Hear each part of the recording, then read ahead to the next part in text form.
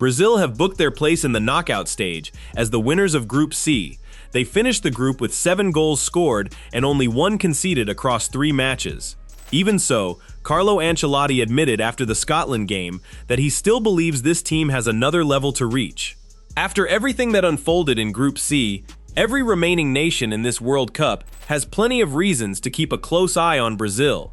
Here's exactly how their group stage campaign played out. It all began on June 13th at MetLife Stadium in New Jersey, where Brazil faced Morocco.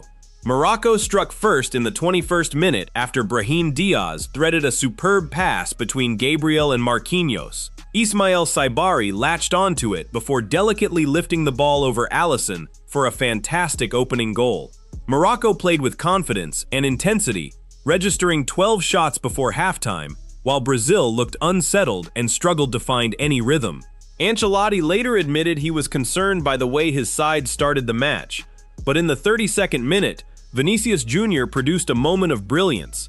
Cutting in from the left, he unleashed a powerful right-footed strike that flew into the top corner beyond Yassine Bounou. It was an outstanding individual effort at exactly the moment Brazil needed inspiration. Then, deep into stoppage time, Alisson came up with a remarkable double save to prevent Morocco from grabbing a late winner. The match finished 1-1. It wasn't the ideal opening, but it proved something important. Even when Brazil aren't performing well collectively, they still possess world-class players capable of changing a game with a single moment of quality. Their second match came against Haiti in Philadelphia on June 19th, and Brazil settled the contest before halftime with 3 goals. The opening goal came when Vinicius Jr. drove into the box from the left. Goalkeeper Johnny Placide pushed his effort away, but Matheus Cunha reacted quickest to tap home the rebound for his first ever World Cup goal. Not long after, Vinicius slipped a perfectly timed pass through the defense, allowing Cunha to smash a first-time finish into the roof of the net to make it 2-0. Before the break, Vinicius added his own name to the score sheet. Lucas Paquetá picked him out with a ball over the top, and Vinicius calmly guided his finish past Placide to give Brazil a commanding 3-0 halftime lead. The victory officially eliminated Haiti, making them the first nation knocked out of the 2026 World Cup. However, the biggest concern arrived in the 40th minute when Rafinha was forced off the field holding his right hamstring in obvious discomfort. Medical examinations later confirmed a muscle injury. He missed the match against Scotland, and there is still uncertainty over whether he will be available for the knockout rounds. With Neymar already unavailable during Brazil's opening 2 matches, Rafinha's injury represents another major setback for Ancelotti's squad. Then came Brazil's final group match against Scotland in Miami last night. And this was the performance where Brazil truly started to look like a team finding its rhythm. Just 7 minutes into the match, Scott McKenna's attempted clearance ricocheted perfectly into the path of Vinicius Jr., with the goal wide open. Staying completely calm, he rounded Angus Gunn before calmly passing the ball into the empty net.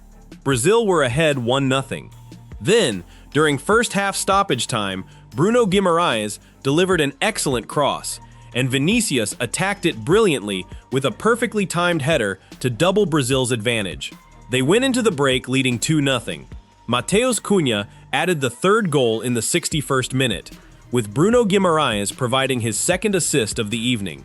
At 3-0, Brazil officially secured top spot in Group C. Then came one of the biggest moments of the night. In the 76th minute, Neymar stepped onto the pitch for his first appearance of this World Cup. Now 34 years old, he had missed Brazil's opening 2 matches while recovering from a calf injury.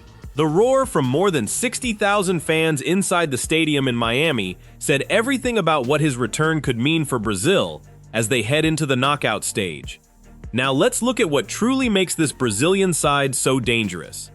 Carlo Ancelotti has completely reshaped the way Brazil play compared to previous major tournaments.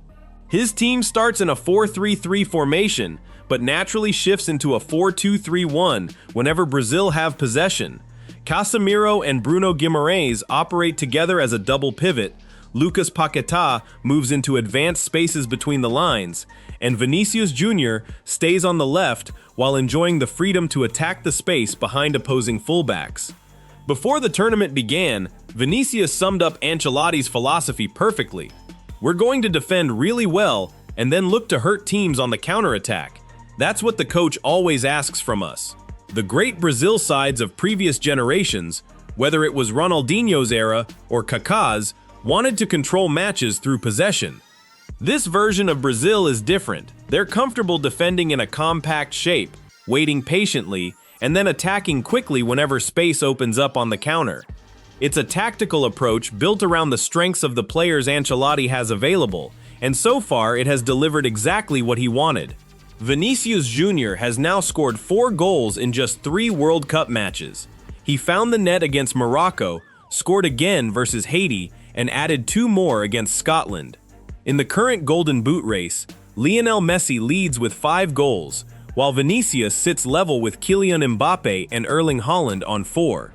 That places him alongside 3 of the tournament's most dangerous attacking players. What's even more impressive is the variety of goals he's produced. One came from a powerful curling strike, another from reacting quickest to a rebound, another from calmly finishing after breaking behind the defense, and another from a well-taken header. No matter how opponents set up, he continues to find different ways to score. His movement is a huge reason why. Vinicius is at his most dangerous when he can sprint into the space behind fullbacks rather than receiving the ball while standing still in wide areas and trying to beat defenders one-on-one. Every remaining team in this tournament has undoubtedly studied that pattern. So far, though, none of them have discovered a consistent way to stop it.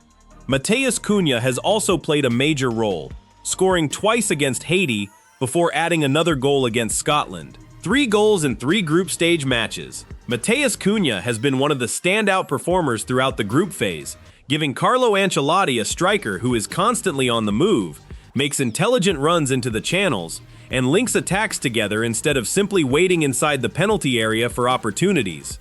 Bruno Guimarães has also played a huge role, registering 3 assists during the tournament, while serving as the heartbeat of Brazil's midfield.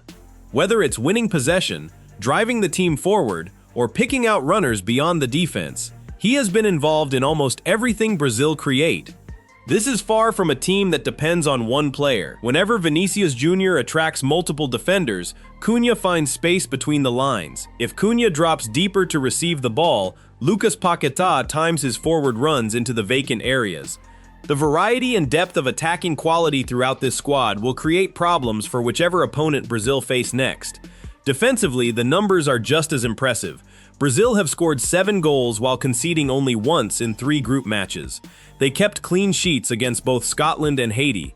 Even against Morocco, a genuinely dangerous side that managed 14 shots during the match, Brazil allowed only 1 goal, while Alisson produced a superb double save late on to secure the draw. Marquinhos and Gabriel Magalhães have looked calm, disciplined, and well-organized at the heart of the defense, while Alisson has delivered whenever he has been called into action. That said, the Morocco match did highlight one tactical concern. When opponents apply an aggressive high press and manage to bypass Brazil's midfield with quick vertical passes, gaps can appear behind the fullbacks and in front of the center backs. It's an issue Ancelotti will still need to solve before facing stronger, more organized, and more clinical opponents in the knockout rounds, where those spaces are far more likely to be punished. As Brazil prepare for the knockout stage, there are still a few concerns to manage. Rafinha remains sidelined through injury, and his availability for the next round is still uncertain. Casemiro was substituted at halftime against Morocco and hasn't quite reached his highest level during this tournament. Those are genuine issues. Even so, the positives easily stand out. Neymar has returned and is available once again. Endrick has made an impact every time he has come off the bench, giving Ancelotti an entirely different attacking option when the game demands something new. Brazil head into the knockout rounds as Group C winners, with their confidence continuing to build and the belief that their strongest performances are still to come. That's exactly what Ancelotti said after the victory over Scotland. Speaking to reporters, he explained that Brazil are still developing as a team and insisted their best football is yet to arrive. Brazil haven't lifted the World Cup trophy since 2002. That marks a 24-year wait, the longest drought in the nation's history despite being 5-time world champions. With Vinicius Jr. producing the best football of his career, Neymar returning at the perfect time, and a manager who understands knockout football better than almost anyone, Brazil are in an excellent position to make a deep run in this tournament. The group stage is finished. Now the real challenge begins. If you're enjoying the coverage, make sure to subscribe and turn on notifications. We'll be bringing you every major story and every big moment from this World Cup, every single day. See you in the next one.